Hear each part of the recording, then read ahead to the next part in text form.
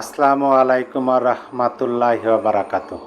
সম্মানিত দর্শক, সরকার কি থেকে কি করতেছে আমার মনে হয় সরকার নিজেই বুঝতেছে না। তারা একবার শিক্ষার্থীদের মাথার উপর তোলেন, আবার সেই শিক্ষার্থীদের বঞ্চিত করতেছেন।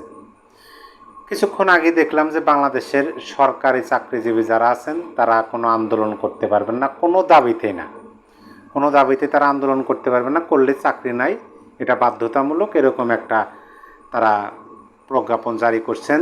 এবং এখন আমি আর একটা বিষয় যেটা দেখতেছি, সেটা দেখে আমার কাছে মনে হইতেছে, ওইটাই মনে হলো যে সরকার বোধহয় মানে টালমাটাল অবস্থায় পড়ে গেছেন। রাজনীতিবিদরা যেমন বলেন লেজে গোবরের অবস্থা, অর্থাৎ কোনো গরুর যদি আপনার পাতলা পায়খানা হয়, মানে পোকায়, যেটাকে গ্রাম বাংলায় বললে বলে যে গরু পোকাইতেছে, মানে যখন গরু পোকায় তখন কিন্তু গরুর লেজ দিয়েও ওই গোবরের ঝোল ভরে থাকে, লেগে থাকে। সেরকমই মনে হলো যে সরকার বোধহয় লেজে গোবর অবস্থা হয়ে গেছে। দেখেন তো, বেসরকারি ও কিন্ডারগার্টেন শিক্ষার্থীদের প্রাথমিক বৃত্তি পরীক্ষায় অংশগ্রহণে নিষেধাজ্ঞা সংক্রান্ত প্রজ্ঞাপন জারি করছে সরকার, এবং সেটা বাতিলের দাবি জানিয়েছে শিক্ষক কর্মচারী ঐক্যজোট। এখন আপনি বলেন তো যে আপনার ছেলে বা মেয়ে তারা কোনো কিন্ডারগার্টেনে পড়েন, যেটাকে মানে কেজি স্কুলে পড়েন, এখন তারা বৃত্তি পরীক্ষায় অংশগ্রহণ করতে পারবেন না, কোনোভাবে অংশগ্রহণ করতে পারবেন না, এটা সরকার থেকে নিষেধাজ্ঞা দেওয়া হলো।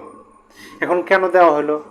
সরকারের পক্ষ থেকে এ বিষয়ে অনেক দাবি তারা উপস্থাপন করতে পারেন। যেমন এখানে বলছেন যে গত 17 জুলাই প্রাথমিক শিক্ষা অধিদপ্তরে জারি করা প্রজ্ঞাপনে শুধুমাত্র সরকারি বিদ্যালয়ের শিক্ষার্থীদের বৃত্তি পরীক্ষায় অংশগ্রহণের সুযোগ রাখা হয়েছে।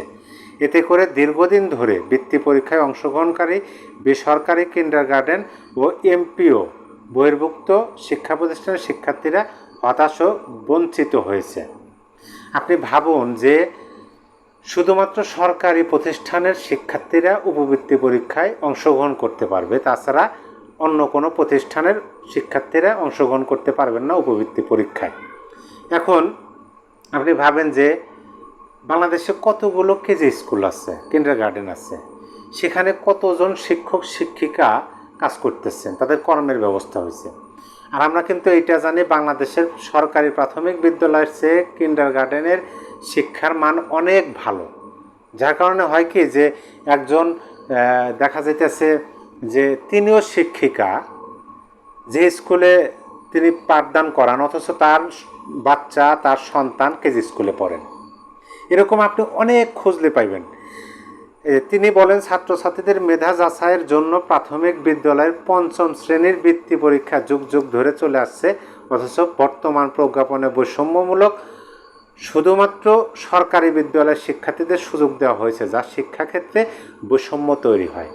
অবশ্যই বৈষম্য তৈরি হয়, অথচ দেখেন বর্তমান সরকার কিন্তু বলছিল তারা বৈষম্য দূর করার জন্য এসছে, এবং বৈষম্য যেন না থাকে সেজন্যই মেটিকুলাসলি একটা আন্দোলন হয়েছে। এখন নিজেরাই বৈষম্য করতেছেন, তাহলে আপনার বন্ধ করার কি দরকার? আপনি ওই কিন্ডারগার্টেনগুলোই বন্ধ করে দেন। আপনার উপবৃত্তিতে অংশগ্রহণ বন্ধ করার দরকার নাই, তো আপনি কিন্ডারগার্টেনগুলো বন্ধ করে দেন, নতুন নতুন আরও সরকারি বিদ্যালয় স্থাপন করেন, এবং কিন্ডারগার্টেনে যে শিক্ষক শিক্ষিকারা কাজ করতেছেন, তারা পাঠদান করতেছেন, তাদেরকে ওখানে নিয়োগ দেন। নিয়োগ দিয়ে আপনি সব সরকারি করে ফেলান। কারণ যারা কিন্ডারগার্টেনে পড়তেছেন, যারা কেজি স্কুলে পড়তেছেন, তারা কি বাংলাদেশের নাগরিক না? বাংলাদেশের মানুষ না? তারা ওই শিক্ষা প্রতিষ্ঠানে পড়লে উপবৃত্তিতে অংশগ্রহণ করতে পারবে, এই শিক্ষা প্রতিষ্ঠানে পড়লে অংশগ্রহণ করতে পারবে না? এটা কোন ধরনের বৈষম্য টেনে নিয়ে আসতেছেন আপনারা? তিনি আরও বলেন, জাতি যখন বৈষম্যহীন সমাজ গঠনেও ঐক্যবদ্ধ, তখন এমন সিদ্ধান্ত শিক্ষাক্ষেত্রে বিভেদ সৃষ্টি করবে। অতীতে দেখা গেছে বেসরকারি স্কুল ও কিন্ডারগার্টেনের শিক্ষার্থীরা বৃত্তি পরীক্ষায় উল্লেখযোগ্য ফলাফল করেছে। এই জন্যই কি তাহলে বাদ দেওয়া হলো যে সরকারি প্রাথমিক বিদ্যালয়ের যে 5ম শ্রেণীতে উপবৃত্তি হয়, সরকারিভাবে পরীক্ষার অনুষ্ঠান করা হয়, আয়োজিত করা হয়, সেখানে সরকারি প্রাথমিক বিদ্যালয়ের শিক্ষার্থীদের চেয়ে আপনার কিন্ডারগার্টেনের শিক্ষার্থীরা কি বেশি পরিমাণে বৃত্তি পান? সেটাই তো। কারণ সরকারি প্রাথমিক বিদ্যালয়ের তো শিক্ষার মান কেজি স্কুলে কিন্ডারগার্টেনের চেয়ে অনেক কম, অনেক অনুন্নত, নিম্নগামী। তাহলে সরকারি প্রতিষ্ঠানের যে সরকারি প্রাথমিক বিদ্যালয় সেখানে শিক্ষার মান উন্নত করার পরিবর্তে আপনি কি করতেছেন, বিশাল একটা গোষ্ঠীকে আপনি বাধা দিতেছেন, তাদেরকে উপবৃত্তি থেকে আপনি বাধা দিতেছেন, তাদের সাথে বৈষম্য করতেছেন। এইভাবে মানে মুখে এক কথা, কার্যকলাপের এক কথা। যদি এটা নিয়ে যদি শিক্ষক সমাজ বা আপনার শিক্ষক কর্মচারী ঐক্যজোট প্রতিবাদ না করতো, নিউজ না হতো, তাহলে তো আমরা জানতামই না, গোপনে গোপনে অধ্যাদেশ হয়ে যেত। এইভাবে বৈষম্য সৃষ্টি করেন না, মানে অনেক হয়েছে, অনেক হয়েছে। এখন আপনাদের মানে জানি না, ওই যে লেজে গবর অবস্থা হয়েছে, আপনারা বুঝতেছেন না। যখন মানুষ ক্ষমতায় যায় তখন আসলে নিজের ভুলটা বোধহয় বুঝতে পারে না, এটা তার বাস্তব প্রমাণ।